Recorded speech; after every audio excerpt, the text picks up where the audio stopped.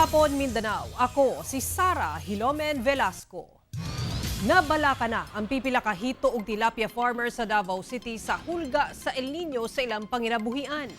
Atong sayro ng detalye niini sa live report ni John D. Esteban. John D. Sara, sumala sa Pag-asa Davao nga misaka ang posibilidad nga masinati nato ang El Nino o hulaw. Muna ang pipila ka mga hito o tilapia farmers sa Davao City na balaka sa posibleng epekto niini sa ilahang panginabuhian. Atong sayron. Mao kini ang tubod nga nagsupply og tubig sa fish pond sa binuhing tilapia sa Purok Spring, Barangay Guines, Davao City. Ang uyuan ni Giselle ang usa sa nagdumala niini. Apan karon ang kanhi abundang nga tinubdan sa tubig na matikdang nagkagamay na ang agas. Kinisab ang ilahang gisaligan alang sa ilahang inadlaw-adlaw nga panginahanglan sama sa pagligo o paglaba. Nabalaka ang mga tilapia farmers dinhi sa Barangay Guines sa Davao City sa El Nino. Gumikan hulga kini sa ilang panginabuhian.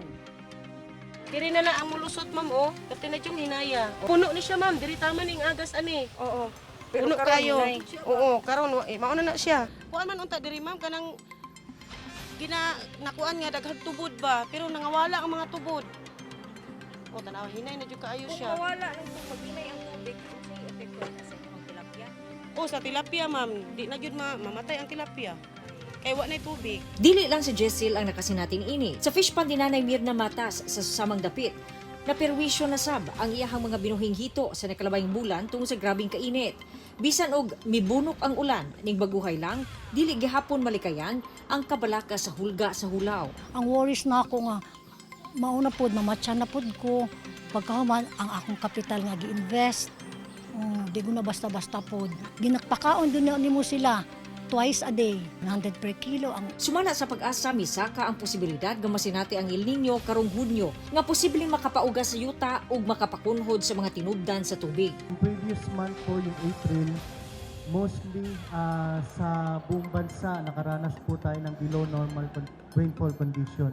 At inaasahan pa rin po sa mga susunod na buwan yung probability na above normal rainfall condition, hindi po natin ma-meet yun. Aron matabangan ng fisher folk, nangandam na ang Bureau of Fisheries and Aquatic Resources o BFAR 11 ug mga pamaagi aron maminusan ang epekto sa hulaw. Mabot na po yung ninyo phenomenon. Mag-allocate ta og part silang fish pond na pwede na himong reservoir. So, as reservoir siya para natay reserve water para pag-abot sa time na kailangan na nato good na itilakpan itong mga water loss sa itong mga fish pond ato silang mabutangan tayo. Gawa sa paghimo og reservoir, giauhag usab sa BFAR ang mga mag-uuma sa isda nga sundon ang good aquaculture practices. Kasi yung iba mag-overstock, no? Pag once may overstocking, so ang makompromise dyan na pwede is yung ating tinatawag na dissolved oxygen. Since madami yung stock mo, so dami isda na kinakailangan nilang dissolved oxygen. Mawala yung ating dissolved oxygen, so that's the time na maghangla lang isda. So muna ang bagati mailhan na wala na yung oxygen, so possibly pag mahurot yun, ang cause na mamatay.